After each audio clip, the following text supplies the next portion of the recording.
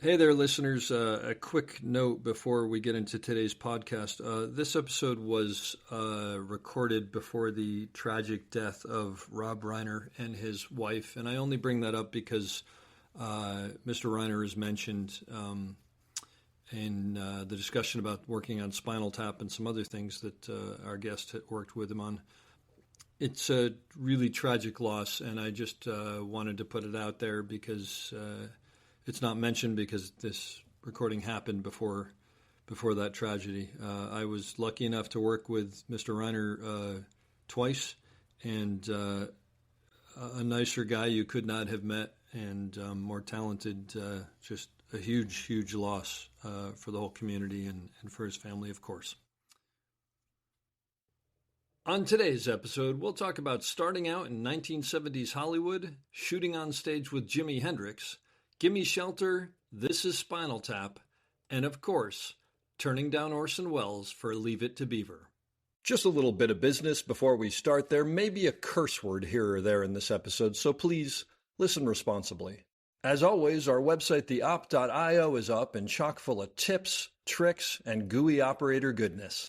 Make sure to check out The Breakdown, where the best operators in the biz explain shots they have done, The Musings, where we discuss everything from quick tips to larger concepts of storytelling, the answers, the images, and so much more. I may or I may not take a break or two during this episode, but I promise that none of them will be longer than 22 seconds. Finally, if you are enjoying the podcast, please follow us, write a review, share us with your parents, and talk us up around the water cooler with your friends. So grab a beverage, sit back, and enjoy the op. Thanks for listening. Lock it up, nice and quiet, and let's roll. Rolling. Victor 30 Echo, take 2. Camera, D-Mark. And camera set. And action. Hello and welcome back to the Op Podcast, the podcast where we talk about operating and the art of visual storytelling. I'm your host, Dave Comides, coming to you over the internet from Atlanta to Los Angeles with a friend and someone I've worked with quite a bit, cinematographer Peter Smokler. Peter has had a really interesting and varied career that I'm excited to talk to him about, but definitely not all of the things that he has worked on. An American Family, Pee-wee's Playhouse, Sports Night, Drew Carey Show, It's Always Sunny in Philadelphia, Larry Sanders Show, This is Spinal Tap. He won one Emmy for Sports Night and was nominated several other times, and is just a really interesting guy and very excited to talk to him. Peter, thanks for coming on the show. Okay, glad to be here at last. When you hear all that, do you think back like, wow, that's like, I mean, sometimes when people hear all this stuff, they go, wow, that's like a lot of stuff. Yeah, it's been a long time. I mean, you don't really think about that. It's like, okay, well, what am I doing now? What am I doing now? What am I doing now? Yeah. And then the other thing is that when you do something that's really great, you know, and like, especially if you do a couple of them in a row, you think like, this is going to be the greatest. And then you just start to get some regular stuff. When is the great one going to come along again, you know? Yeah. And there's peaks and valleys, right? I mean, that's the way the whole business is. But I mean, I'm always happy to be working, and it's always satisfying to see something come out great, looking great, you know, but sometimes you're on a great thing like the Larry Sanders Show, you know, and it's just so terrific to be around that kind of talent and see it every day, you know. Well, the thing is, I read off that list, and when I was putting that list together, the thing that blows me away is, look, not every one of those things was a massive hit or something like that, but it's a really varied career that you've had. I mean, when you look at that list of things, it's a little all over the place in a very good way. Yeah, that's it. It's nice. I didn't really get, you know, pigeonholed until late in my career. Yeah, absolutely. So how'd you get into the business? How'd you get to where you are? Well, that is an epic tale. Is it okay if I go into detail on it? You can go into detail. Okay. I mean, the show's got to be under 4 to 5 hours, but otherwise. Oh, okay. Well, when I went to small school in Michigan, it was an extension of Michigan State. It's called Oakland University. It's a larger school now, but when I went, there were 750 students. Okay. And there was a commuter population too. And at one point when I was a senior, the freshman class was given the opportunity to go abroad with two professors, let's say a group of 40 people, and go to France. Let's say you're studying French and you step out the door, you're in France. Yeah. And we thought, as seniors, we want that. And we petitioned the university and got a chance we got approved. And I was a philosophy and political science student, so I was I was in my China program at that point. And so a bunch of other people got together and we went to Hong Kong. Oh, wow. And so that was for a semester in Hong Kong. What do you do when you're in a duty-free port? You buy a camera, right? So that was it for me. I mean, whatever ambitions I had, I was basically going to go into law, out the door. This is what I want to do. And Hong Kong is an extremely photogenic city. And so there were two or three of us who this happened to, and we would go to our classes in the morning, go out and shoot all day, take our stuff to this lab at the end of the block, and then do your work at night. And then the next day you'd go to that lab and see your stuff and spend the whole day shooting. So you didn't grow up thinking I want to be in the film industry or I want to be a cinematographer or director or whatever. The only thing that was that early, it's like when I was younger, there was a photo exhibit that was put on by Steichen. It was called I can't remember what it was called. It was called People Something. Yeah. And it was from photography all over the world, including stuff by Cortez and Steichen and all these types. Sure. And I always was interested in thinking, gee, I think I could do that. But it wasn't an ambition until this happened, And also in my junior year, I started painting and questioning whether or not I wanted to really read my way from one end of the law school to the other.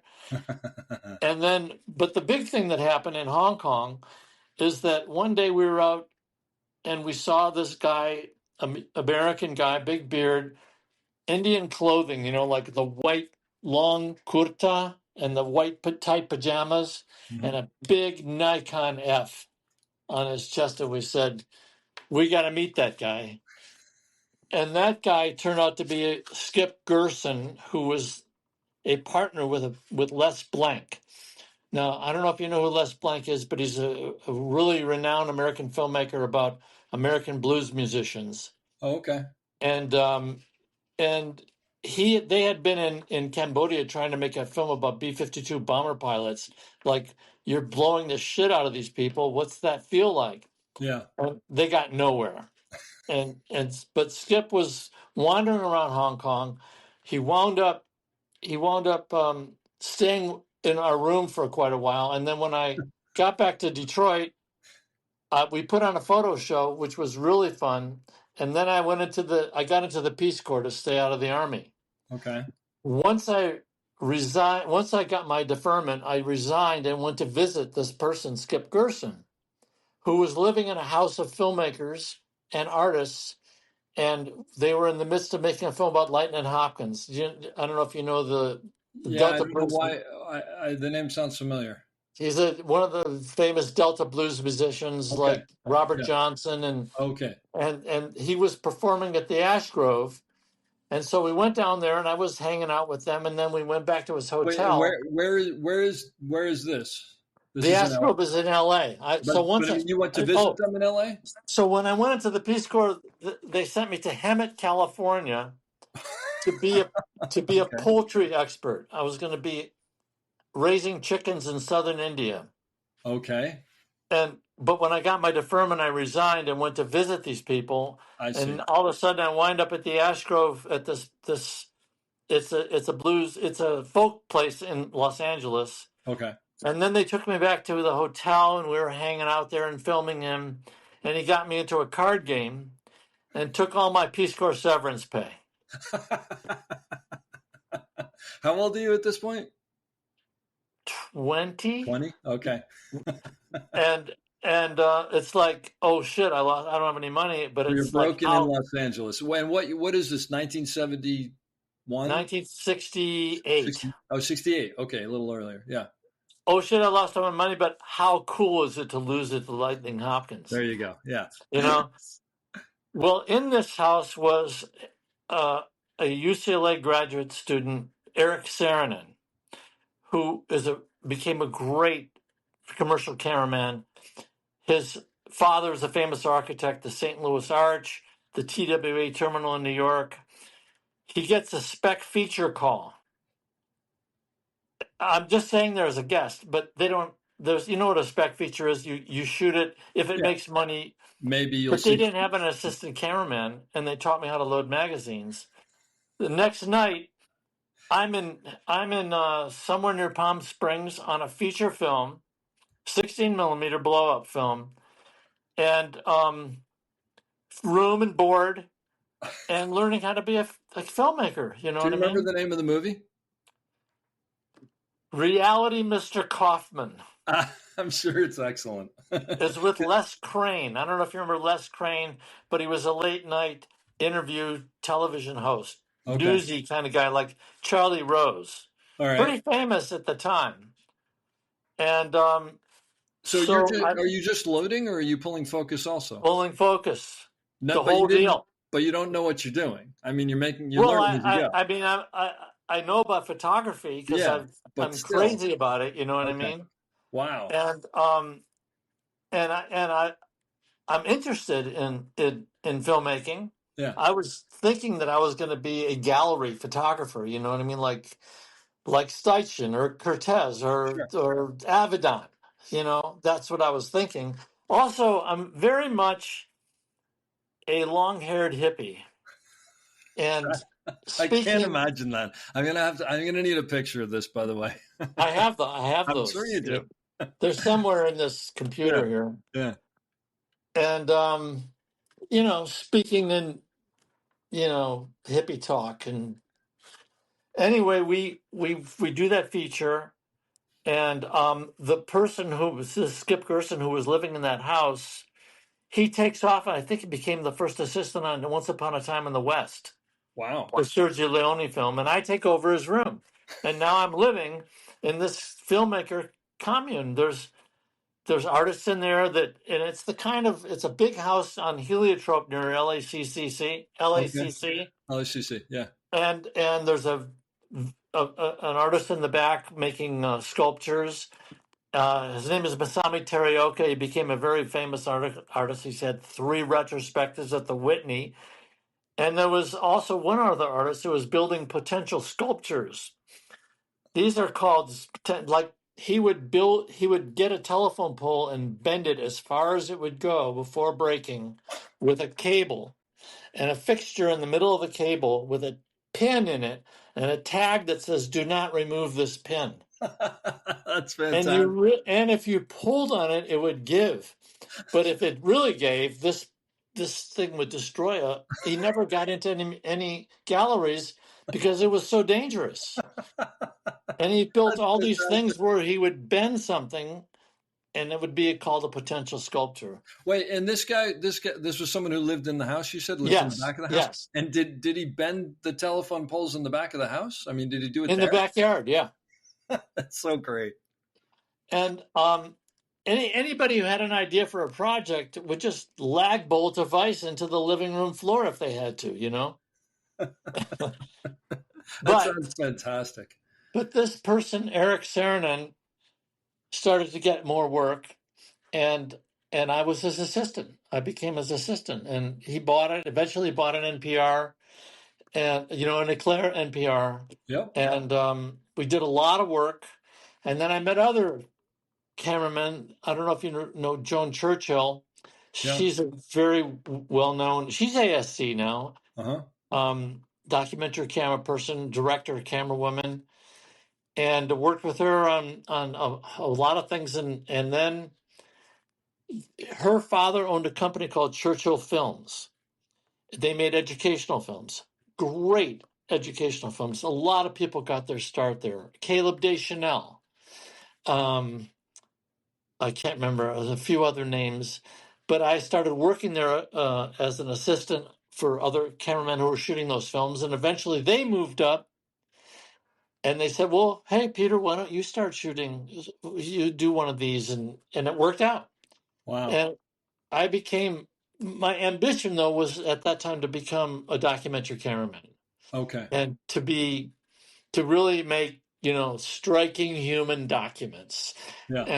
and did succeed in getting those jobs. Eventually, I got on the BBC mailing call list, and wound up shooting with them. And then I got this really strange call to go to Yucatan for 11 months to make verite films about contemporary Maya family life.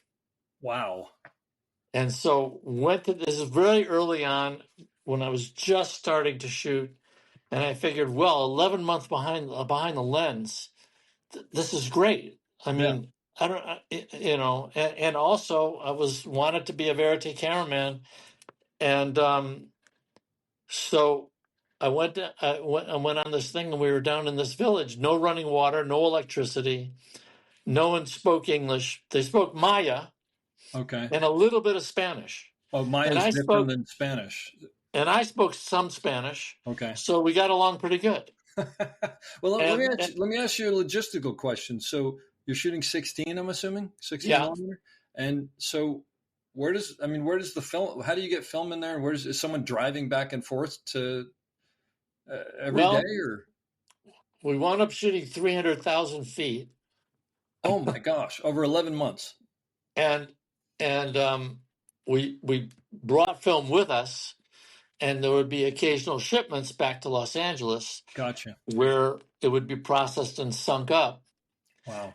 And the director was a fanatic verite director.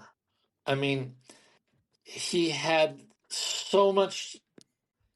He had done a lot of films, terrific films, verite films all over South America, and just the detail of how to stand, when to take your sunglasses off, how to open up a conversation, how to make people feel like you're working.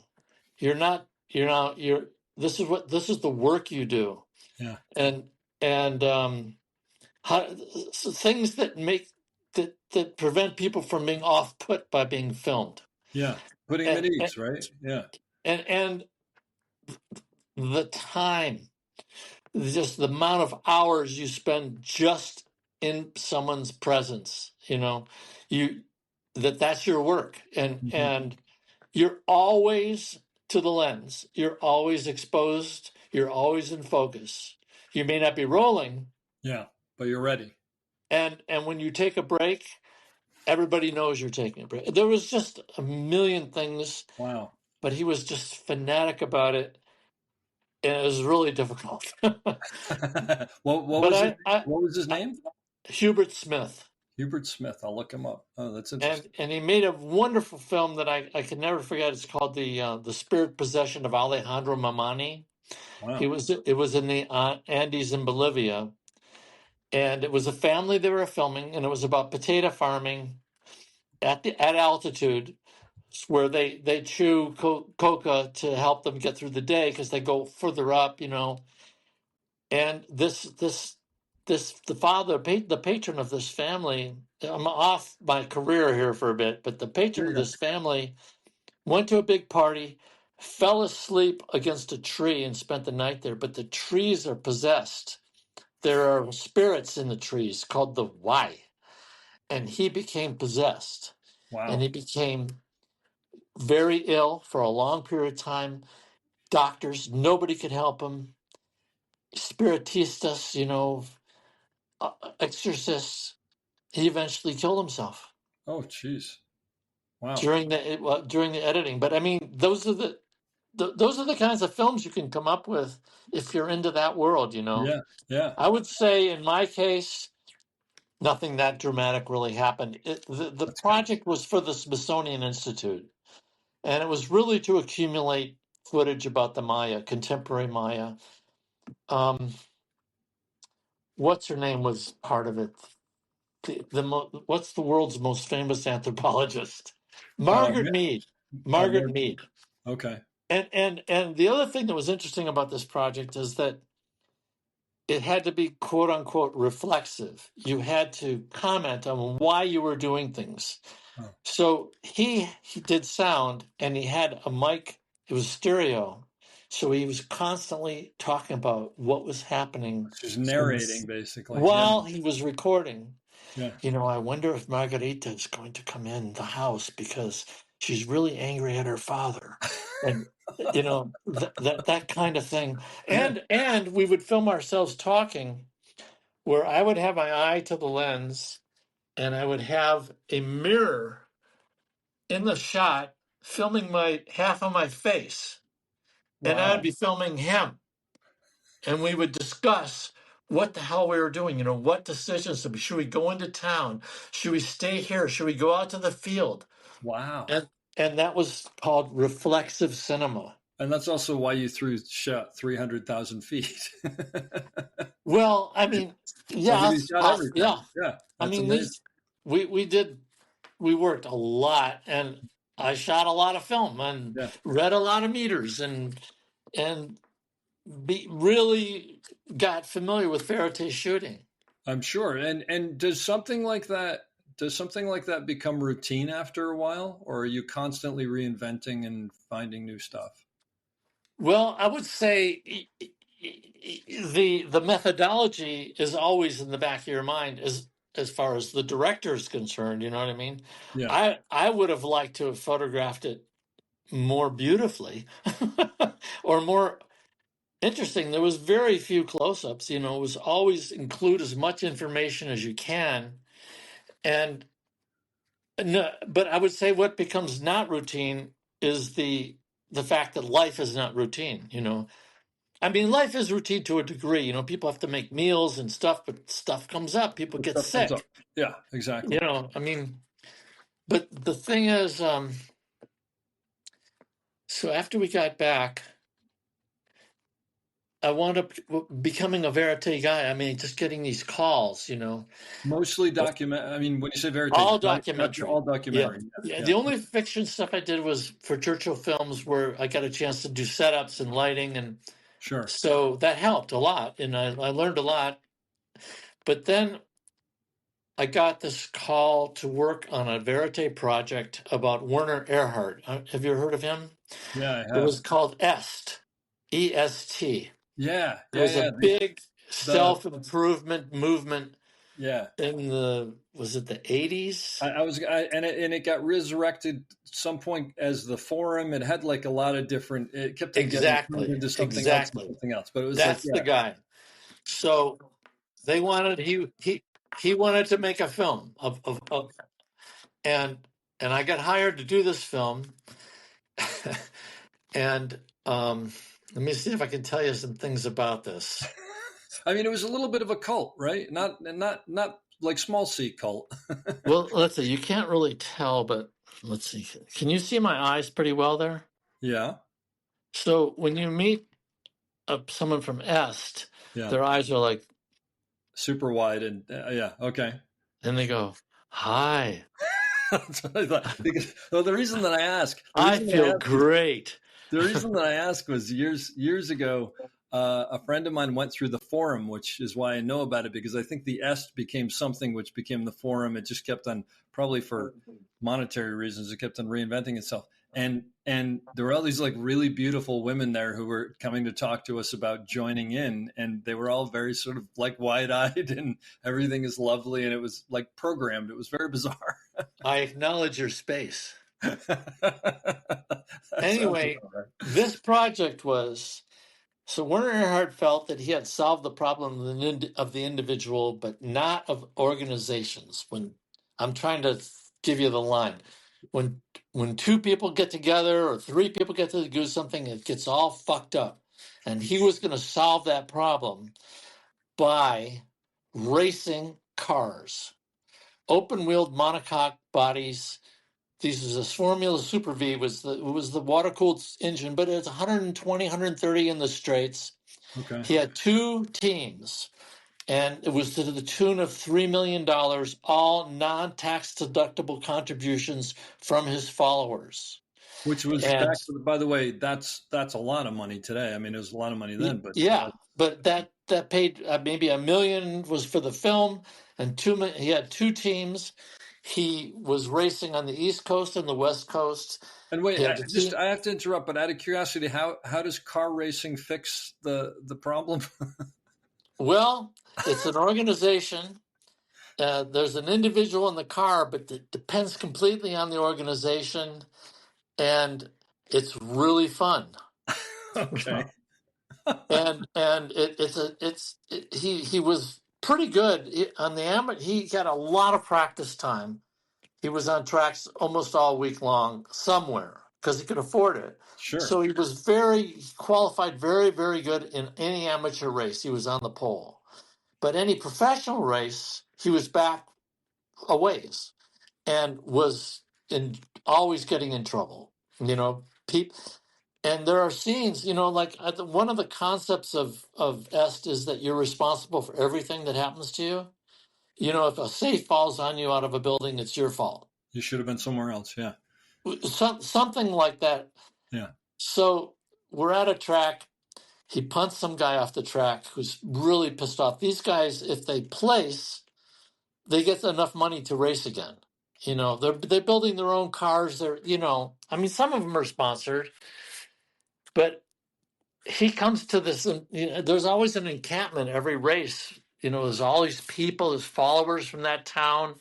And this guy comes charging up and says, you punted me off the track. You're not watching your mirrors. You mother, he's poking at him. And Werner says, you're responsible for that. Starts giving him that line. And this guy's like, but there were enough wide-eyed followers around him that the guy didn't really take off on him. Yeah. But anyway, that was several months. I mean, that was maybe 7 months on the road, at all these racetracks, including some Formula One. There was Watkins Glen. It was really fun. And I had all of this verite experience from having been in Yucatan, so I was really using those techniques and that methodology. And so it turned out to be a four-wall film. It was, I thought, a really good film, but their concept was it would be transformative. That people would see the film and be transformed by it. That organizations would all of a sudden work because people saw the film. It would change the world. Yeah. That went nowhere. However, somehow I wound up with a 35 millimeter print for the blow up. It lasted a week. They four-walled it. They paid for theaters all over the country. I wound up with a 35 millimeter print. I don't know why. They just sent it to me. Amazing. Sometime later, I get a call from Rob Reiner. He wants to, and his producer called me. They want to make a fake documentary about rock and roll. and we hear it, you do that kind of work. I took a reel of 35 millimeter, color corrected, a really emotional scene about amongst the mechanics who felt that they weren't contributing. They weren't, what is the word they use? Giving Werner the proper space. The space is a big word. All right. And I took it to CBS Radford, never been on that lot, and to a screening room. And I put a 35 millimeter print up of the exact film he wants to make. You know what I mean?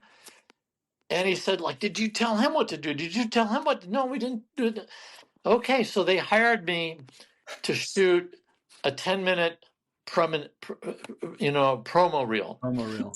Because he had been given, I don't know, like $90,000 to write the film, and he wasn't going to write it because they're all extemporaneous actors. They're all, they know what the scenes are, but they're all improv guys. And just for anybody who doesn't realize, this is Spinal Tap, right? Yeah. Exactly. Yeah. This is how, so we shot for 4 or 5 days, and we made a 10-minute promo. And some of it is actually in the film. Yeah. But the person who was trying to hire him, it was Sir Lou Grade. I don't know if you know who that was. It was Marble Arch Productions. It was a British company, folded, and there was no future for this 10-minute piece, even Wow. though it was fantastic. And but we became kind of a small group of filmmakers. We made several films for a cable channel called On TV. With I don't Rob know if Reiner? with these guys, this group of guys, This group Rob of guys. Reiner, Yeah. Christopher Guest, Harry Shearer, and Michael Oh, McKean. wow. Oh, I didn't realize that. And I don't remember this. I don't know if you remember. It was one of the first cable channels, and we made like 10-minute films that were really fun. I mean, one was black and white. It was Christopher Guest in a Dashiell Hammett kind of mystery where he plays all the roles. You know, the secretary, the Indian butler. We made a behind the scenes documentary of an industrial that Michael McKean was the spokesman for. We made, I don't know, I can't remember though. They were really good. I've got to look for these because I'm sure they're great. That's fantastic. They might be somewhere. Yeah. And then what was happening to me at that time? Oh, then eventually Spinal Tap gets made, and Yeah. I shoot it, Okay. and there were other cameramen at that time that were like my icons, my heroes of cinema, of documentary. I don't know if you heard of H.J. Brown, Hilliard J. Brown, H.J. Uh-huh. Brown. Do you ever heard of Yep. him? Yep. And Rick Robertson. And I got to be able to hire them to be additional camera on the concerts. Oh, It was so wow. cool, That's you know, great. because like I had assisted them at some point, I believe. So anyway, we shoot the film. A lot of things happened while we were making that film. One of the stories, well, there's a couple of one of my stories is that the end of the film, they get more popular in Japan again, and they go to Japan and they have a huge success. So we filmed some theater in LA that we faked for Japan. We put symbolism, flags and stuff, and the people in the front were supposed to be all Japanese. So when you shoot the performing, you swing around to people, they were all Latino. There weren't any Japanese people there. Jeez. And I remember as I was leaving, I saw some Japanese people sitting in the seats because we just populated the front 3 rows. They were in kimonos. They were older people. Wow. We didn't film them, but we looked at the dailies. We were doing a long run there. We're going to do a bunch of different concerts, including this one. And there were just no Japanese people in any of the shots. And so the next morning, the production manager comes up to me and he says, "I hear you don't like my extras casting Oh, person." jeez. And I said, "No, I don't even know who that is, but just we couldn't find any Japanese people in the audience." And he says, "Well, I got the best." He starts poking me. Now here I am. I'm a 16 millimeter verite guy. We're in the middle of 3,000 amp generators. You know, I mean, really like semi trailers full of generator. Uh-huh. I mean, this is a lot of responsibility, and there's going to be several hundred extras. All the lighting is in there. I was like, I'm under some pressure here. Yeah. And he starts poking me, Oh my gosh. and I push him back, and he pulls his jacket aside, and he's got a gun there. Oh my god. Good Lord. I didn't push him anymore. No, I can imagine. But I was literally shaking. You know, literally like. You know how you get like Well, I don't get mad. the I'm not a crazy person thing like is, this sounds like it's out of the movie. I mean, it's crazy enough. It I could have don't get been. angry Yeah. about shit. You know, Yeah. I'm not an angry person.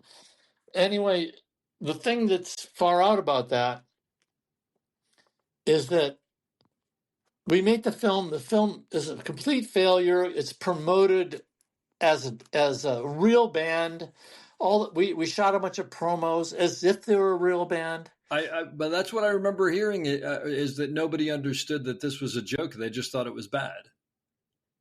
I know it got great reviews. I Yeah. mean, the Wall Street Journal. I don't know why I remember this, said, "You will, if you hate rock and roll, you will love this movie. If you love rock and roll, you will love this movie." That's great. Fantastic. And then, so I don't know, other things. I can't remember other jobs Well, happened. the thing that I've always heard of, and I worked with Rob Reiner, and I meant to ask him this, and I don't think I did, was that you would look at the crazy things that was happening in the movie and say, "Well, I've seen crazier than this in the rock and roll stuff that I've shot." Is that not true? I do remember moments when I would say to him, "I'm not sure this joke is playing." And he would say, "This is a fifth viewing joke." Which is great, actually. That's very Which smart, is right? really true. Yeah. You watch it a number of times and things come out that you didn't realize were funny before. There's all sorts of it, like stuff in there that after you see it a bunch of times, it comes out. Because you mentioned it, I meant to ask you about it. You were one of the camera operators on the Altamont concert. I was. Yeah, it was early. There are people who are listening who won't know what that is. Can you just explain that? Why the significance So of that? I think the movie is called Gimme Shelter, isn't it? Called "Gimme Shelter." Yeah, yeah, And okay, so I was living in that house. yeah. And assisting a lot of people. You know, I don't know. I was got into NABIT. I was assisting bigger on commercials. You know, Andre Bartowiak. Sure. You know Yeah. that. Yeah, started assisting him. I mean, he was educated in Poland at the Film Institute, Yeah. but he filmed some of the '68 Czechoslovakian demonstrations and was thrown out. Oh wow. He would have had a career. He Yeah. comes to New York. He's 25 years old. He's shooting American Express commercials within a few months, you know. Wow. But whenever he came to LA, I would assist him in prep and everything. But so while I was shooting things in documentary, I was still assisting and mainly commercials. A couple of features with Gil Hubbs. Do you know Gil at all? Gil Hubbs, great cameraman. Okay, so Altamont, I'm living in this house. I've been assisting. I've been shooting these educationals. Haskell Wexler gets the call to go up there and shoot the thing. He can't do it. Do you know a cameraman named Baird Bryant?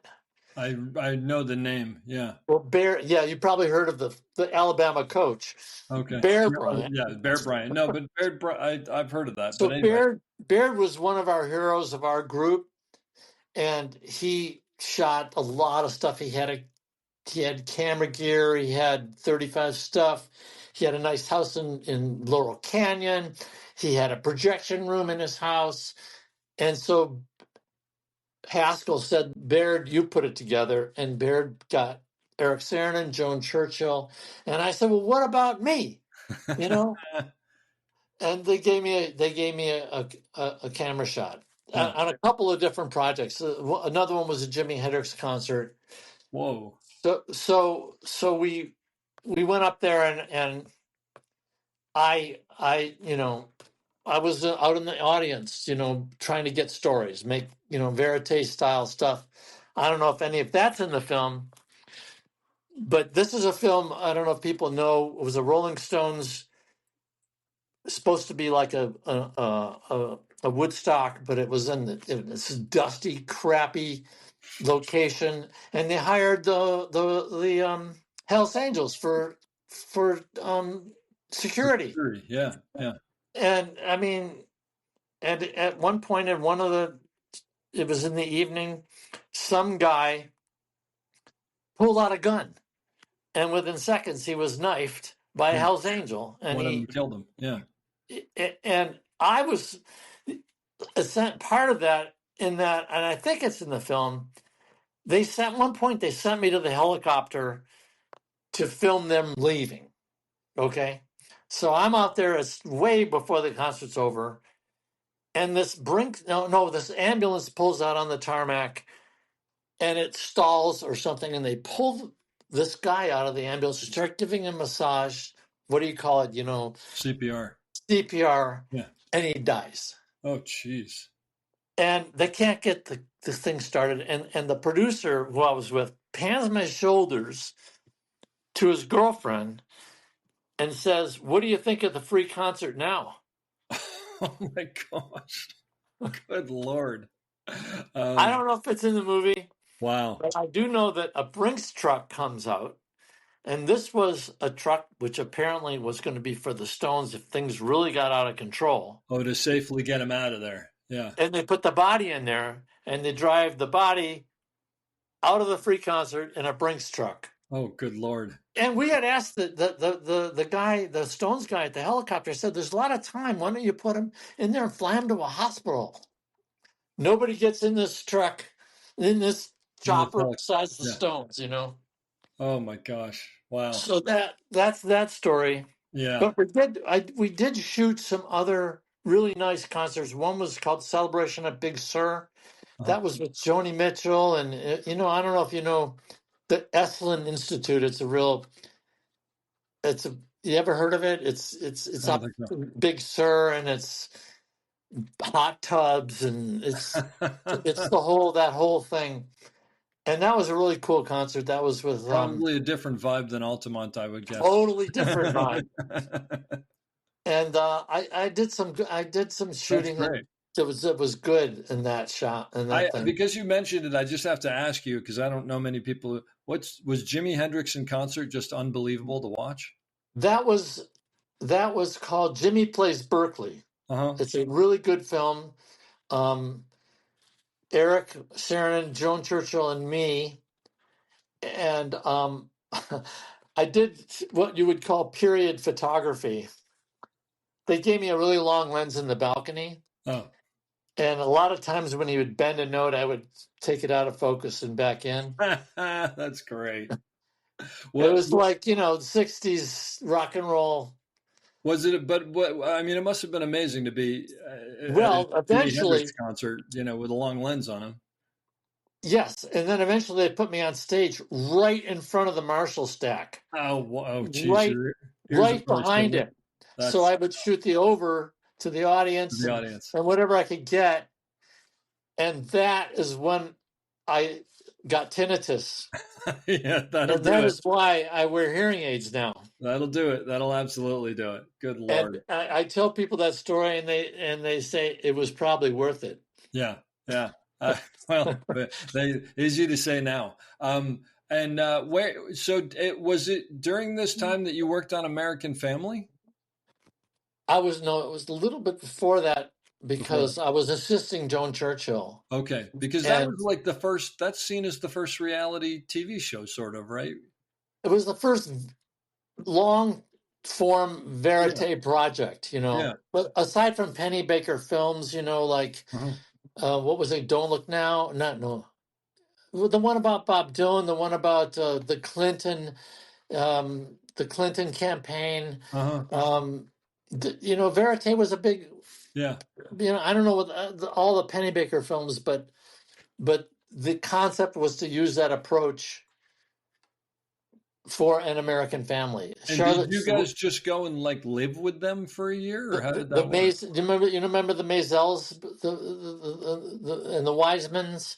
Maisels was that wonderful film about Bible salesmen in the South, and the Maisels, all their films, but the producer was trying to find a way to make an observational film, a long-term observational film about an American family. That was in Santa Barbara, and he stumbled on this family, and eventually they separated. Oh, I didn't know that. And that's when we got called in to cover the father, because the mother stayed with the kids. Oh, I gotcha. And so we wherever, we went with him all over the place. Wow. And this was shot on film? 16, yeah. So you just like you've got tons of film with you all the time. I would imagine that you're hauling around. There's no viable portable tape Yeah, yet. yeah, Yeah, I can't remember the year, but it's yeah. probably early '70s because I stopped assisting in '76. Okay, gotcha. Um, and so then where does Pee Wee's Playhouse fall into all this? Is that I lose track of timing. Is that like There's a project at Universal Studios. I'm not uh-huh. in the union, okay? It's at Universal Studios, but I had shot second unit on several Corman films I did some Corman. Were you down in Santa Monica or Venice at that studio? before that studio even opened. Oh, that must have So been even darker before then. this was called it was called Eat My Dust with Oh, Ron Howard, oh yeah. and if he acted in that film, he was going to let him direct a film, which was Grand Theft Auto, Oh wow. Okay. which became the biggest video game on earth, There right? you go. Yeah. And then he became one of the biggest directors on earth. So I had done a bunch of Corman film. I did one called Avalanche. I did the second unit on that with Rock Hudson and Mia Farrow. Whoa. Wow. And there was eventually a lawsuit about, well, why can't we do union jobs? Because we're DPs. And I can't remember the name of this director. He was a cameraman director, but he filed a lawsuit, went all the way to the Supreme Court, and we all got on it as a class action lawsuit. And the final decision was if you could prove you worked 90 days, Yeah, this when they opened the union up, basically. if you could, no, if you prove you could prove you worked 90 days for one producer, you could get on the industry experience roster Yep. Yep. in a group one as a group one. Mm-hmm. And so you gathered all your pay stubs and you filed this thing with this law firm, and eventually it was decided in our favor, and I was able to work on an IA show, even though it took me years before I got a call. But I got a call at Universal to do because of Spinal Tap. They wanted to do it in six. They wanted to do a series in 16 and transfer to tape of one of the very first things and cut using that old VHS system. Wow. And it was the new Leave It to Beaver called Wally and the Beaver, Okay. where they're adults now and they have kids. It was great. It was a great show. We shot 105 episodes over 5 years. Wow. And it was for WTBS. Oh, so we're in the middle of this. I'm still shooting documentaries. I get a call from the BBC to shoot interviews with Orson Welles. Really? Yeah. So it's a BBC. The two really great filmmakers. I knew them. I'd done a couple of things. They're in LA. They're waiting for a call from Orson Welles. Where to go, what to do. And they're at the Alta Loma Hotel. I don't know, that hotel on Alta Loma. I can't remember the name of it. So we start filming them, waiting for the call from Orson Welles. Finally, a call comes, says, go to Las Vegas, to the Riviera, ask for John. They hang up. It's like something out of The Third Man, right? It is. It's fantastic. So of course, that's what you do, right? You go to Vegas. We buy a shit pile of film. And we got my camera, and some lights and sound man. We go to Las Vegas, drive up to the Riviera Hotel. Guy comes up. He said, "We'd like to speak to John." Like maybe nothing was going to happen, Yeah. Or just a minute. Or there could be 10 Johns. I mean, right? Just a minute. Yeah. Guy comes up, says, "I'm John. Follow me." So we get the stuff together. We go to the penthouse at the Riviera. 15 minutes later, Orson Welles comes rolling in. Wow. He didn't walk. He was really heavy. So they'd roll him in and then he would move around once he was there. We filmed him for 10 hours. When we're rolling, it's on the record. When we're not rolling, it's off the record. Uh-huh. And it got dark, when it was in front of a window and the strip lights up and he says, that makes me happy. He was not happy at this point, He was shut down from making films. He had married some Contessa that had a home in Vegas. Oh my God. And And it was fantastic. And they had a retrospective of his films, and they needed an intro to each film. So that's Wow. ostensibly what it was about. And And there's a lot of films. does this footage exist somewhere? Or Yeah, what? I'm sure. Do you know what? I don't know how you would find it, but Oh wow, that's amazing. I mean, was it fascinating to? I mean, what was he pretty cool. forthcoming about his filmmaking, or I mean, what 10 hours he's got to I be, right? can't remember all of it. I'm I do sure. remember he was really pissed off at Robert Wise for recutting Magnificent Ambersons. Well, a few weeks later, phone rings. It's Orson Welles. He's calling me.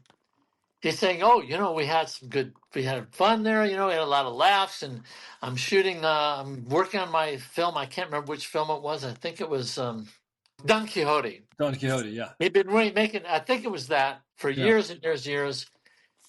And, we want to shoot, over the weekend, this weekend, that weekend. Well, maybe it wasn't weekends. I think it was a full 5-day shoot or something. I said, sorry, man, I'm going to leave it to Beaver.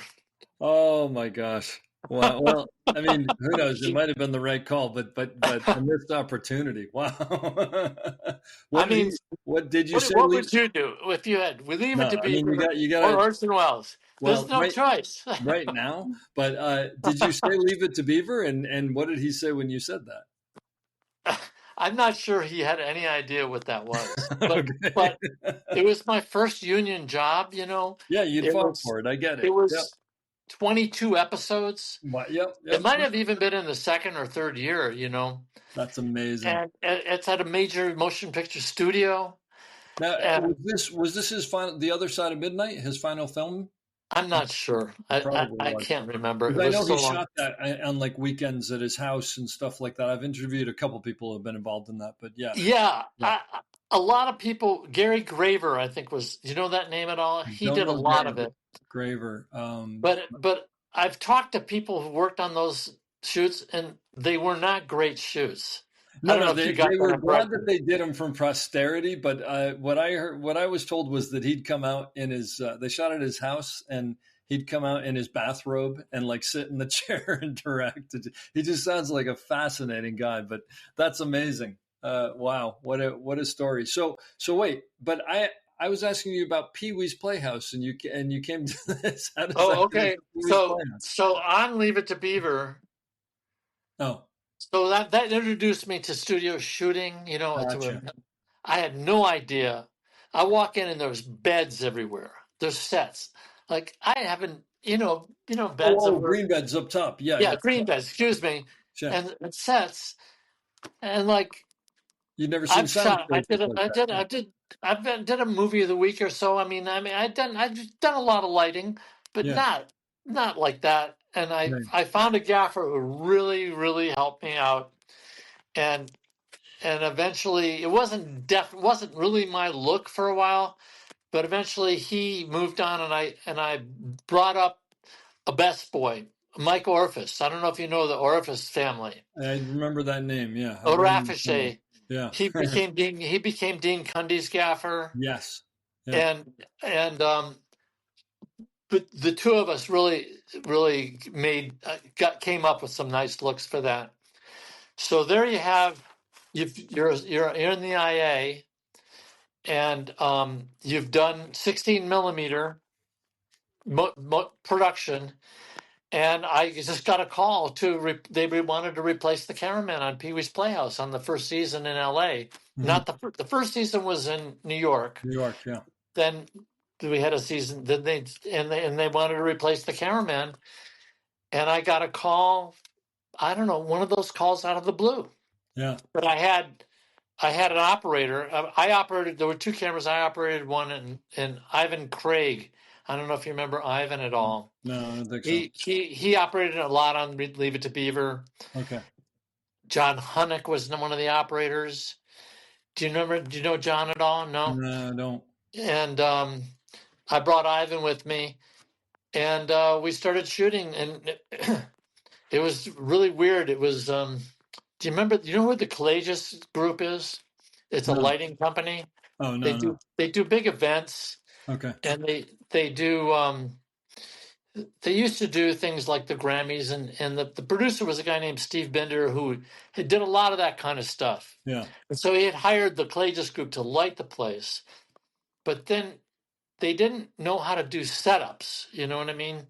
Where you light a setup, Yeah, they're doing event lighting basically, probably. and Right? and they left the gaffer there, and he was not happy to bring out 4x4s and silks, and he was not happy to take. The set was lit, but we Yeah. had to light the action and not fuck up the way the set was lit. It was beautifully lit, and eventually, we made it through. We did. It was a great season. Huge set, Yeah. 360. Okay. It was so. You spend a day in there. It's like you're on acid. You know what I mean? Because that's what I was going to It- wonder is what was the experience? Because the colors and just the insanity of it all, right? Well, the thing about it is like an art installation. All the propping, all the decorating. You didn't move. You didn't move anything. I mean, Ah, for a setup, if you didn't see it, you could move it, but you yeah. didn't change. Everything Everything was was by design, basically. it was everything was a composition. Yeah, makes sense. You really didn't want it. And did that come from Paul Rubens? Was that Yes, he was yes, the maestro of all that? yes, Amazing. brilliant. Yeah. Yeah, and the people we had. I mean, we had great actors. We had. Oh yeah. Um, I'm trying to think of who came through there, but there are a lot of people who got their starts on there. Phil Hartman was on there. oh yeah, Lawrence Fishburne. Lawrence Fishburne. Yeah. So Lawrence I tell you Fishburne. what, he was terrific. And I And met him years and years later when we were doing the George Lopez show yeah. at some kind of rap party or something. And he had a massive career by then, Oh yeah. Othello and all these. And I tried to introduce myself to him. I'm the DP here, and he didn't seem to want to recognize me. But then I said, I worked with you on Pee Wee's Playhouse, and I mean, you've done a lot of great things, but nothing quite comes up to the bar of Cowboy Curtis. And he laughed anyway. That's great. Yeah. A ton of people went through there. It was amazing. Um, so I got to ask you about Sports Night because Oh people yeah, who people who listen to this, I will share this with you. People who listen to all these podcasts that I do will recognize that there's really one TV show that I mention that every time something comes up to it, I go, "You got to watch Sports Night." It was one of the best shows that nobody ever oh saw, you and is that how you really feel? it is It absolutely. And was I actually, fantastic show. it is a fantastic show. I think maybe second season it might have lost its way a little towards the end, but that's okay. But episode 2 specifically, the apology, where he's supposed to apologize for smoking marijuana, and at the end of the show, there in 1 minute when he's doing his apology to the camera, the entire show changes. Is one of the best pieces of television storytelling I've ever seen. Was that So Peter Krause or was that? no, it was Josh Charles. Oh No, yeah. it was Josh Charles. But it's an amazing episode. And actually, I don't know if you remember, but that's where you and I first met because, or maybe we met before that. Did you do Drew Carey before that or after that? Yeah, yeah, Oh, yeah. so you and I met on Drew Carey. But Yes. I came by Sports Night because Tommy was going to actually, if they went to another season, he was going to have me direct. And I came by and shadowed Oh him for a week. God. Yeah. But, Because I think Jerome Fauci was Jerome the guy. Fauci was the Yeah. Steadicam operator. But Tommy told me that what they did there, which was sort of unheard of, was they would do 2 days. They did it like a sitcom, even though it was not really a sitcom. And they would do 2 days and rehearse everything and get everything set, or 3 days, and then you guys would just shoot it all, the entire episode, in 2 days. Yes. Yeah, Yeah, because I was doing some other show at the same time. yeah. Maybe it was Drew Carey. It could have been. Yeah, that's true. But We had one, two. I think we had 3 film cameras. yeah, We had 3 video cameras, and then we had a Steadicam, yep. and then we had all kinds of.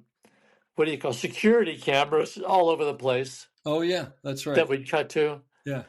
It there was and Tommy liked to move that camera. Oh, he did. Well, look, I You think know him. he had come out of VR and he was getting his legs underneath him for West Wing, definitely.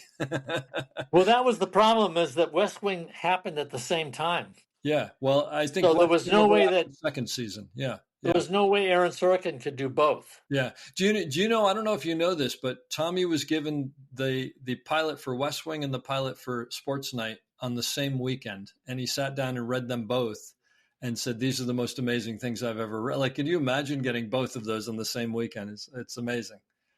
The episode that we got the Emmy for was really funny too, because it was about this new sports network was going to do the heavyweight championship, Mm-hmm. and that was a big deal. And they did all kinds of research and learned all kinds of terms, and were completely had a guy that they didn't like ringside because the guy they liked didn't show or something. I can't remember what it was. And they're completely set. There are all kinds of history. They're ready to do all the interstitial stuff. And they have their tuxedos on, and the fight starts, and it's over in 10 seconds. That's right. I do remember this. It's a knockout, like where he comes out and he just knocks him out. I do remember that. It was a really good episode. Well, anybody who hasn't seen Sports Night should watch it, because you did some amazing work there, and Jerome did. Everybody did on that show, and it's just it's a gem that I turn people onto, and then they go, "Why haven't I seen this before?" And it's like, yeah, it's great. Well, I mean, part of working in sitcoms prepares you to do a show like that, because you know how to light everywhere, Sure. and not make it look overlit. Yeah. You know kind of where people are going to turn and where the keys need to be, and how to just make an environment that looks real but works for all the close-ups no matter where the hell they go, Yeah. without being just bright and overly lit, and how to set it all up with a lot of stuff and only use what you need. You know what I mean? Yeah. Because this was the era when dimmers became really good. Yeah. You didn't have these things that you had to pull big sticks with. Yeah. Dimmers Exactly. were electronic, and you could rig all kinds of stuff in there and not use it until you needed it. And that was, so having worked sitcoms really helped me to get set in that situation. And well, the Larry Sanders Show, that was lit environmentally, not so much. We didn't key everything, but Yeah. but it really, really helped for us to be prepared to move quickly, just using the dimmer board to bring things up that would work for us. You know what I mean? Well, because Sports Night was really a hybrid, right? I mean, it was a half hour comedy, but it was It not in front of an started audience. as an Yeah. audience show It did. for 1 week. Oh, I didn't know that. So the pilot is an audience show? Yeah, like they didn't stay. No, I clearly, but I had no And then idea. they put not only, it's horrible to put a fourth wall on a sitcom, but they put a fourth wall and then a hallway, and then hallways perpendicular to that. I know. So it's like a fourth, fifth, and sixth wall, and there were windows that you could see deep on the fourth wall, and so it didn't look like something was just clapped onto the sets. Yeah. How long did you do the Drew Carey show? Only 9 years. Only 9 years. So I think I came on at the end when you would call me in when they were doing those crazy music numbers that they No, were doing. those are early on. I think that's Early? what put the show on the map. Oh, I thought that was towards the end. I totally lost track of it then. Okay. No, but that was great. That was so great to have that, so that you weren't sort of just stuck in those three wall sets for all the time. I mean, I thought it was a good show. I liked the comedy. I liked the actors. I It was a think they funny were show. great. Yeah, absolutely.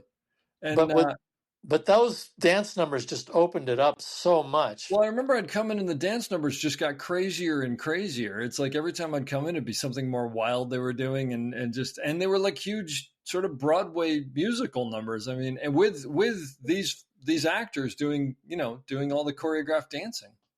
I think there was one where you were the crane operator.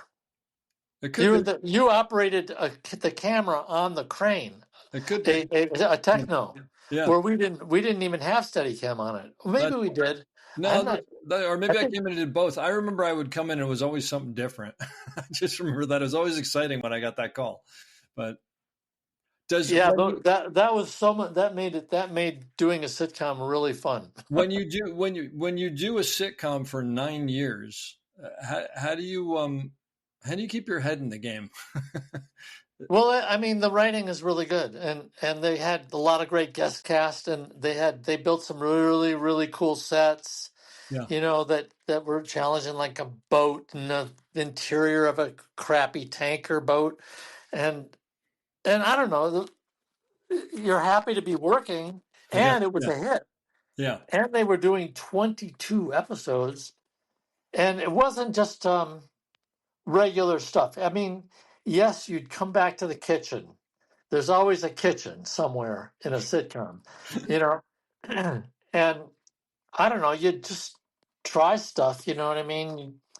It was film, so you couldn't get too crazy because you didn't see your dailies for 3 days, and maybe you didn't even see them at all. When you're a sitcom guy, you only are on stage in the evenings or Monday or 2 days. yeah. So you could have a Monday, Tuesday, and a Thursday, Friday. So you do two shows at the same time, You basically. can, but you would leave. But most of the lighting is done at night anyway because they rehearse all day. So you Oh, could finish your shooting on one show, jam over to the other show, give notes, maybe get there in time for the run through, yeah. and give, like sometimes the run throughs would be at lunch on the other show. And all these guys do two shows. And at that time, I was doing the Larry Sanders Show and the Drew Carey Show. I want to ask you about the Larry Sanders Show, but I'll tell you something. I think I told you this before. The thing that blew me away about the Drew Carey Show, because it was the first sitcom I had ever done. I think the only other sitcoms I've really ever done were with you. Maybe there's one other DP I work with occasionally, mostly with you. Paul But Maybaum? no, not Paul. I've worked. No, I have worked. So maybe there are three. I've worked with Paul Maybaum. It's the guy who shot Seinfeld. Wayne Kennan. Wayne Kennan. I did a bunch of stuff with Wayne Kennan. Uh-huh. But the thing is, the first day that I showed up and the actors were filming and the actors said something funny or even that was supposed to be funny, and all of a sudden the whole crew starts laughing, the camera crew, and I looked around and I thought, what's going on? Because to me that's totally foreign, and I was like, oh, you guys, and they're like, no, laugh big, make it. They like it. It's totally bizarre. I was like, oh, this is part of the job. So that was kind of interesting. But tell me about the Larry Sanders Show, because the thing that you did roller skating on that, correct? Or rollerblading on that? Well, I came into that probably because of Spinal Tap. Okay. Because That's the gift that keeps giving, right? a handheld thing, and also because I did sitcoms, so it was 3 cameras. Yeah. And it was 3 or 4 video cameras when we did the talk shows. So I had experience in all these kind of areas. Because I've been doing documentaries on tape as well. I can't remember if I had done Sports Night before or after this, but anyway, they called the Leave It to Beaver people, and they say, hey, definitely, you should use them. So I got that show, and it was 4-wall sets, you know what I mean? Yeah. And they didn't think it could be done. They thought the producer said, if you guys can't do this, I'm opening these sets up and we're bringing the audience in. Okay. You mean they didn't think they could be done in a 4-walled set? With 3 cameras in a 4-wall set. You'll see each other. Even though it was 16 millimeter. Yep. And we had a great pilot director, Ken Quapis. If you worked with, love Ken Quapis. Wonderful. And then Todd Holland took over. I don't know if you know Todd. Yep. And we just said, okay, well, this is the problem. This is the problem. Let's That's what just we do with design. all our lives, right? Like, Let's how do, this doesn't work. How do we make this we'll work? just design design how to make it work. Yeah, yeah. And so we wound up at first having one camera on a dolly and two cameras on tripods with an offset arm that brought the camera out over the wheel of the tripod on a wheels, Uh-huh. okay, so that you wouldn't be centered up. You could you know so you wouldn't have the leg in the master. You Yeah. could get the camera. You move the camera over a little bit, Yep. and we did that for a while, and then we did handheld in the hallways Hmm. because I was a handheld guy, and then we started doing all the coverage handheld, keeping the master on a, because that gave you the ability to hide. Like you could hide behind a desk. The master would bring someone, swing someone over, and then you stand up and get the coverage. Yeah. And if you did a shot in the hallways, you could open doors. People would stop in some place, and the two cameras would do coverage at the doors. And so we started doing almost everything handheld, except if we were in a small set, we'd have a camera on a Pee-wee doing the master. And eventually we started doing, I don't know if we ever dropped that, but if it was moving around, all the cameras would be handheld. And we got Joan Churchill the first season to do it, and then she got busy. But I was doing all these moves down the hallways handheld, and I was a skater, I was, and I was teaching the key grip to rollerblade out in the neighborhood around Radford. Oh, just nothing to do with filming. You mean Yeah, just we would do it at lunch. yeah. I was Okay. teaching him how to rollerblade, Yeah. and he said, we should just do those hallway shots on rollerblades. So the AC would pull me, right? It was much smoother. So you're a dolly. Yeah, and it was faster. You could go faster, and you could make corners really fast. Yep. I mean, you as a Steadicam operator know it's really hard to make a corner. The camera wants to roll over Yep. when you go around a corner, right? But we could really whip around a corner, and the camera wouldn't tilt. Yeah. And the really tough thing that we started doing was changing direction. Like we'd roll up to something, someone would come in, and I'd have to reverse, like do a split on my skates, and then ring the other one, and then go the other way, Oh, jeez. And then we started just sweeping around that place, I mean, It has a it great was. feel to it. That's why when I first heard that, I was like, "Oh, that's kind of genius."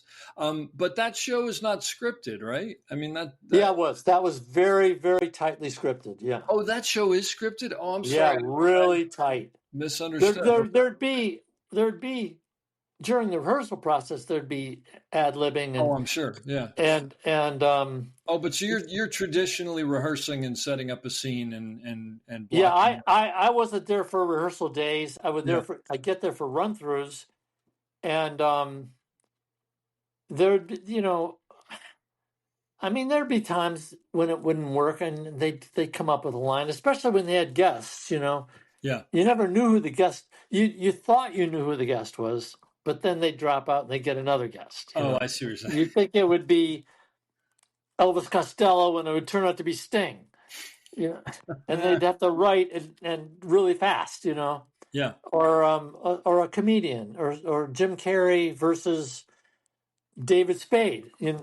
But typically they'd show up. Yeah. And we would do. Sometimes we would have to do the talk show stuff, which we did with video cameras, and the film stuff on the same day, because you only had that guest for that day. You know what I mean? And we started off with 7247. I can't remember what it was, but it was 92. It was 47, then it was 92. 47 was so grainy. Oh, the film stock you're saying. Yeah. It was so grainy, but it looked really different than the tape. And Gary Shandling really liked that. But to me, it was just disturbingly grainy.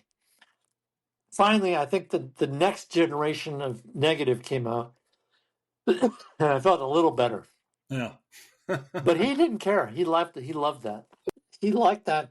I mean, Yeah. we lit and we made Yeah. the moods of the various scenes. We lit to the script, but he just liked that grain, man. Yeah. Yeah. Well, it works for it. And now, is Always Sunny still on? Are you still doing that? I'm not doing that. No, I stopped that after 9 years. Wow. Okay. And because I was on a sitcom, maybe you even worked on it, was a Nickelodeon. Well, I got an offer for a sitcom. Uh-huh. So Sunny was down to 8 episodes a season, 4-day weeks, Wow. and always during pilot season somehow. And I got offered a Nickelodeon show, 22 episodes, which became 27. And it was like you go from complete depravity to a Nickelodeon show. Yeah. Right. And I just had to take it. And the gaffer, his name is John Tanzer. Do you know John at all? I don't think so.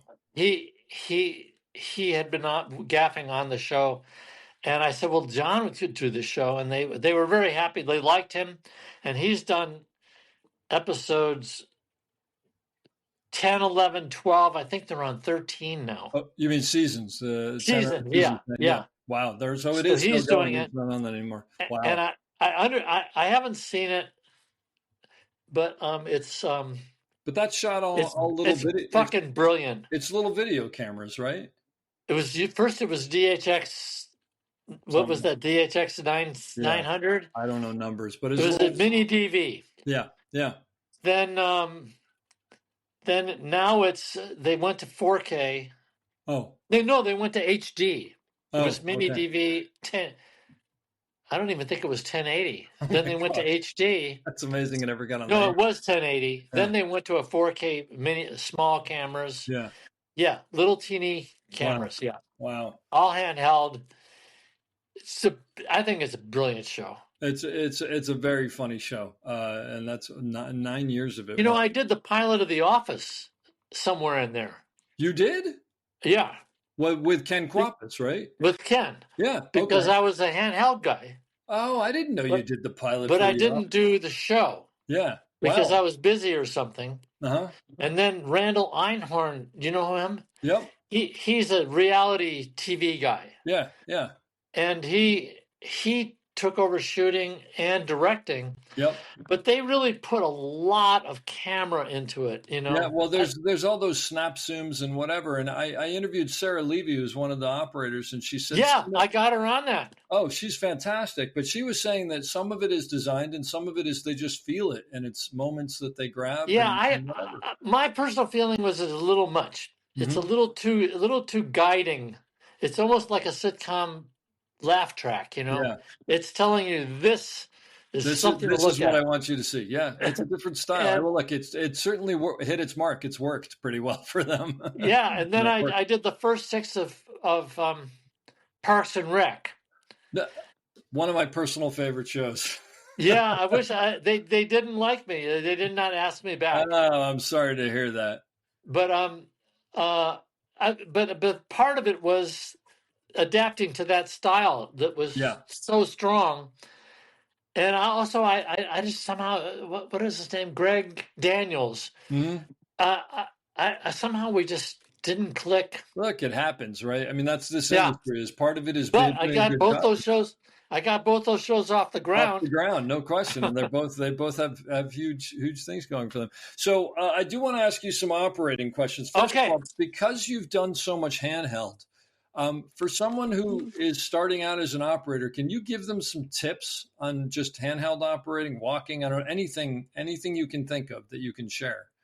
Which I know is tough because you've been doing it for so long, you probably don't think about it, but I figure it's worth it. Well, the thing about it is that there's so much handheld now. Yeah. And it's stylistic. It's become very stylistic, Like if you're doing a documentary, I don't know if you want to do all that stuff, you know what I mean? zap in on every emotional thing. Well, And because in a documentary, you're supposed to be the fly on the wall, and nobody's supposed to know you're there. And the stuff that you're talking about is oh, here's the camera, right? but even in an interview, I see them do that. Yeah. Like, and other shows have adapted it slightly, like Modern Family. And other movies where you see they do a little boop Yep. here and there. And to me, it's disturbing, but maybe people feel it. But so handheld. I would say, among other things that I find problematic in people who come on to shows that are handheld is not being able to see the level, that you're off level. Yeah. Especially with wide angle smaller cameras where there's distortion in the side, and to find your level you need to use a vertical in the middle of the frame. You can't use a vertical at the side of the frame because there's always some distortion. Yep. That's a silly little detail. No, but that's a But great one. So looking for a vertical in the middle of the frame to figure out your level something closer to the middle visually. of the frame to line up your crosshair with, or whatever you feel.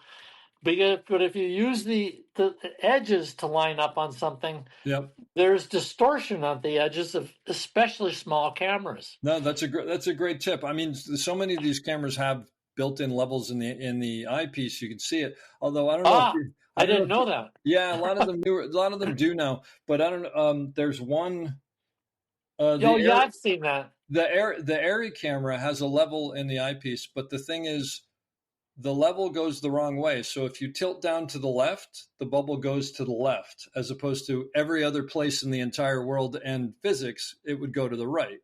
And I think it's easier to find something that's vertical somewhere. If you go by visuals, there's no question about it. That's just I mean, if you're outside, it might be a different story. Yeah. One other little thing is when you're walking with somebody, try to walk in their steps. What does that mean? When they start, try to walk with their steps. I don't know if that's a thing with you and Steadicam. It probably isn't as much with Steadicam because the arm is taking out most of that. Yeah. But what you're saying is when their leg goes up, hopefully your leg goes up so that you've got the same cadence. Yeah, because for some reason it keeps you steadier. I don't know why. But that way they're rising when you're rising, and they're coming down when you're coming down. Maybe that's it. Yeah. It's not a necessity, but that's it's great. A thing. Get rollerblades.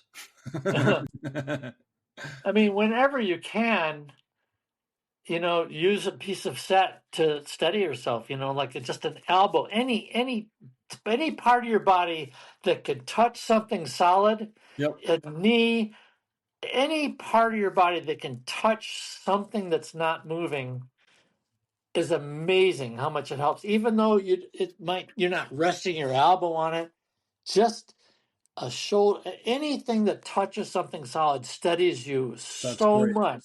Yeah. You know what I mean? No, that's a great tip. And you're right. I've been in those situations where even if you just get it's almost like if you get your thigh just touching a couch or something, it psychologically grounds you, right? Even if it doesn't do that much physically. I mean, there's some probably concept of triangulation somewhere in there. Absolutely. Yeah. Okay, what to look for in an operator? Let's see. I'm trying to think of people. A lot of times in sitcoms, the director picks the operators. No, is that right? I didn't know that. Yeah, because they have a team that they like to. If it's a pilot, you know what I mean? Yep. They like to bring their team on. They have their people. Or if you think back on the operators that you think were good, like what is it that makes them that way? I mean, I would say if you're the DP, at least talk to them one time before even on the phone. Don't just let somebody just come right in because someone said they were great. That's especially true with me and gaffers. But at least talk at least one time. It is nice to talk to someone that they've worked with. I have done that. I talked to whoever is on their resume if I can get a hold of somebody. Yeah. And sometimes I don't even. It's not even somebody that's been recommended. I'll call a DP and I'll say, "I'm doing this project. Do you know somebody that you like who you're not working with who's available?" Yeah. You know. Yeah. But what do I look for?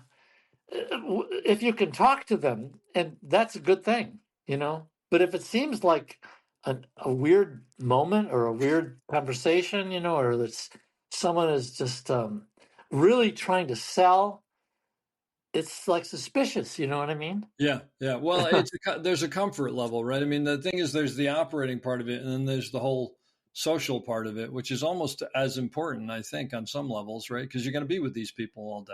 Yeah, you gotta just get a sense that you can communicate.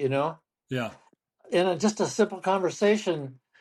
I don't know how it happens, but there's just some sort of simple thing that you say, okay, I know I can communicate with this person. Sure. And you might not even be talking about their career, but that's always good to do, to talk to somebody about what they've done and how that went and what were some of those challenges, and how did you guys overcome them? And do you use wheels or a fluid head? And there's I that. mean, Yeah. I mean, I became a wheels person. I don't Mhm. know. Actually, I became a wheels person because on Leave It to Beaver, there was one operator, there was one camera, there was one operator, and I would set up shots using the wheels, even though I had never shot with them. Well, I was going to say that surprised me because I wouldn't think with all your verite work that you would have gotten on the wheels before that. No, no, I hadn't. Yeah. But on that, we did 5 years. We did 105 episodes. And so just in doing setups, just looking because we did have video taps, but with doing setups, and then my first show operating was Pee-wee's Playhouse, Oh, you and we operated on had it. wheels. Yeah. We had wheels, and I Yeah. was completely comfortable having never shot a film with them. Sure. Sure. Of all these things that you've done, do you have a favorite? Well, I would say there was a series I did for Billy Crystal called Sessions. It was called Sessions. It was on HBO with Okay. Elliot Gould and Michael McKean. Wow. And it was about a psychiatrist. Elliot Gould was a psychiatrist, and his patient was Michael McKean.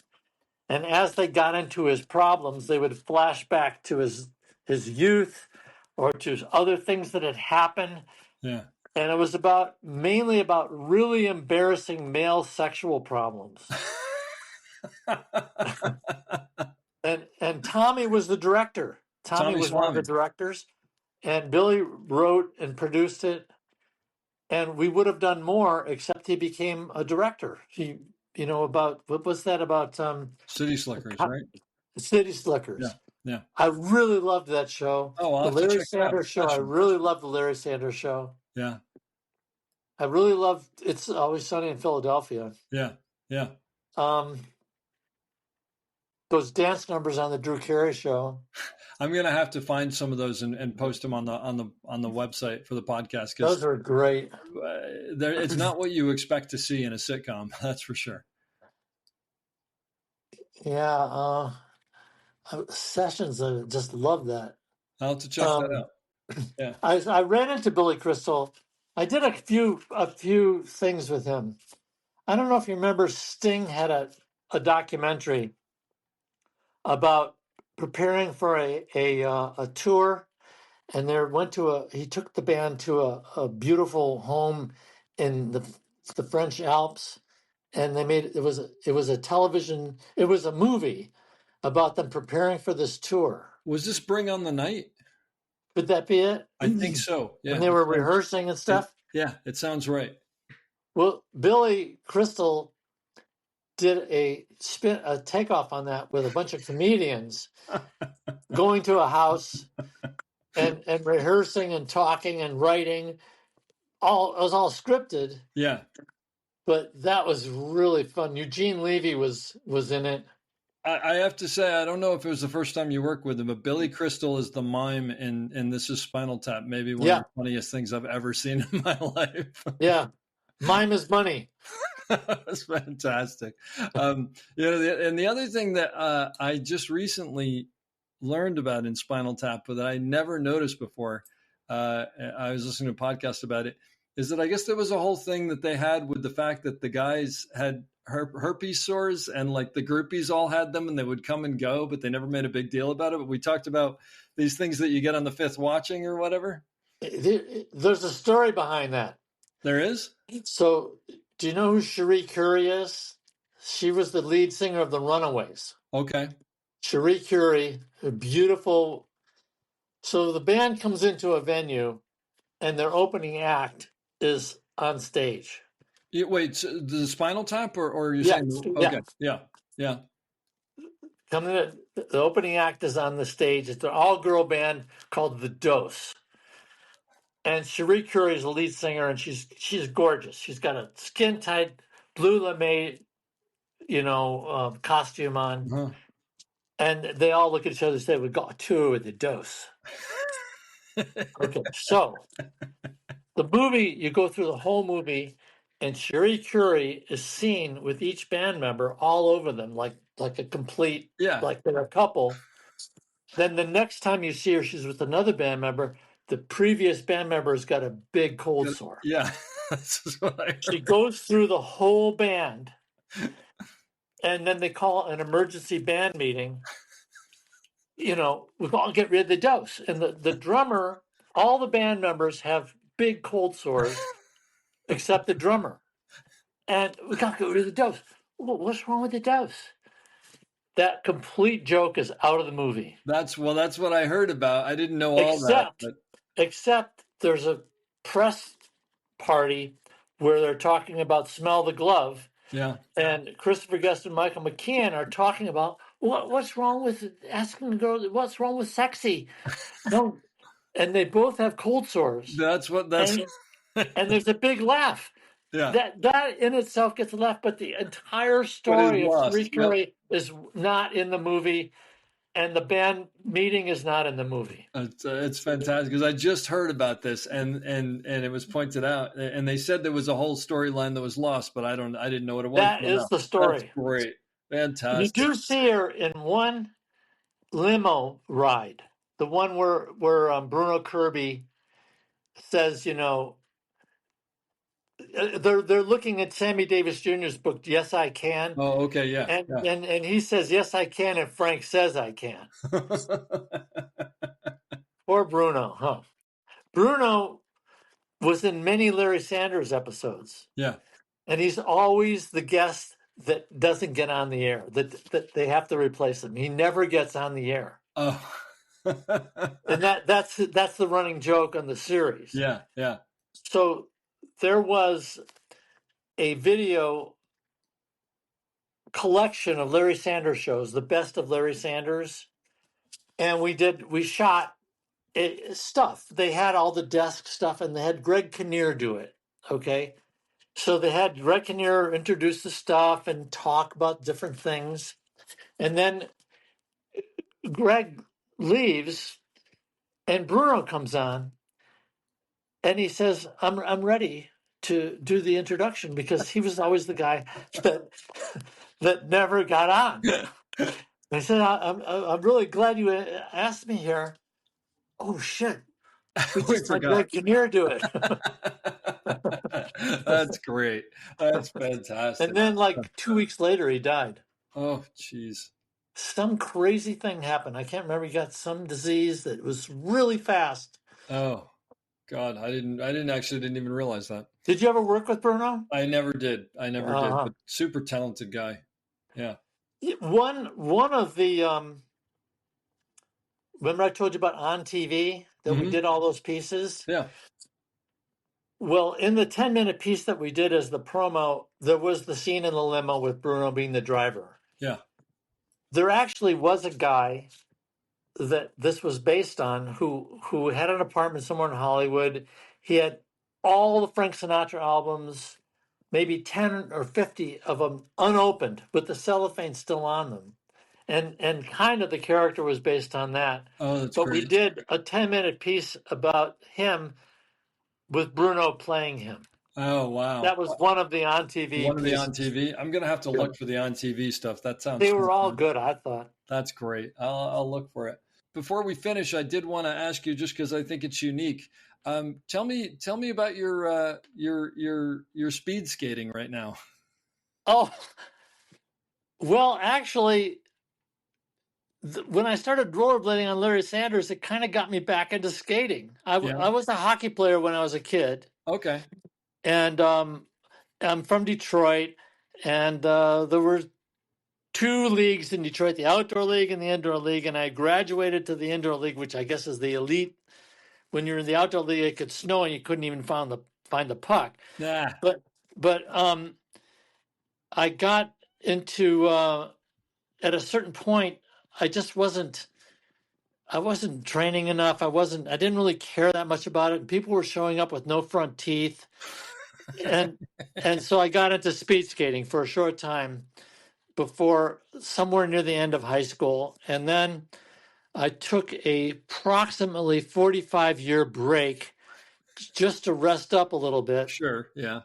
And then I don't know, I had some injuries or something. I trained out of them and I said, okay, I want to do a sport now. And I was thinking about doing hockey, but you couldn't even skate around and practicing without the entire rig, which is the hundreds and hundreds of dollars. And I found out about a speed skating club that had loaner skates.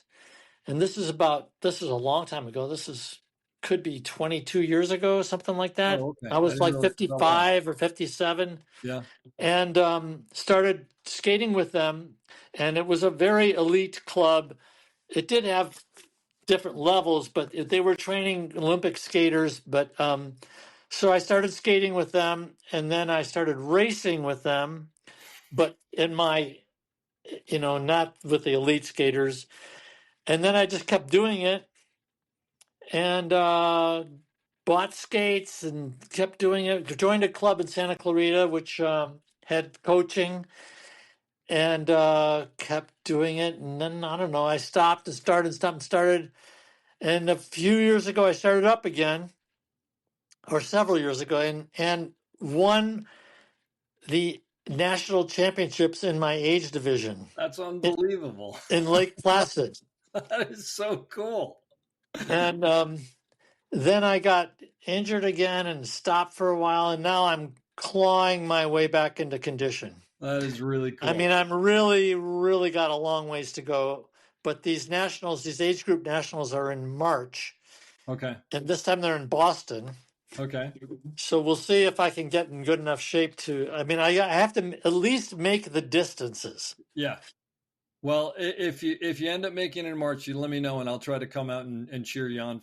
Peter, this has really been wonderful. I really appreciate it. And you have such an amazing career, and these stories are fantastic. Like, I could listen to these stories all day. But I will leave you with the question I leave everybody with, and I'll let you take us out. Advice for someone getting into the business on how to succeed, and or something you know now that you wish you knew back then. Okay. I'm not sure about the second part, but I would say in the first part, we're talking about photography, and we're talking about just having that bug for photography. Now, it could be that your bug is filmmaking, but I would say if you're interested in the camera side, that anything you can do to be on a set, do it. I don't care what it is. I mean, I know I had an assistant named Steve Posey. He became a really good cameraman, and I worked on a couple of things where he was his third grip, and he was a very good assistant. But he did anything he could to be around a set. I would say that is really good to do. I mean, I don't think you should worry about someone seeing you as a grip and not seeing you as a cameraman. That's my feeling. I think film schools and all that is terrific if you can pull that off. Anyone that you can possibly make contact with and ask if you can observe, or shadow, or maybe they could tell you someone you could observe or shadow, or there's going to be a set that they would let you come on. Anything you can do to see how it's done is really great. And even if it's in production, even if it's in an editing room all the things that go into making a film are important. Every single thing that anyone does can completely fuck up a film. Just think of shooting Jurassic Park on film, and the PA goes in to get a Slurpee when he's delivering the film to the airport and comes back out and his car is fucking gone. Anything is absolutely important. I mean, every single person on a film set or associated with it is critical. So anything that you're doing, if you fuck it up, you can really have a lot of effect. So if you don't fuck it up, you can really make a contribution. You never know what you're going to contribute. You may just say something to a third grip who says something to the key grip, and like, that was a great idea, and you can see it happen. Anytime you make a contribution in filmmaking, it's a great feeling. And then I would say that the best ticket in the world, I mean, better than Disneyland, better than any play you go to, is a ticket to be creative. That is the best ticket in the world. And if you can do anything to be creative, that is the most satisfying experience you're gonna have.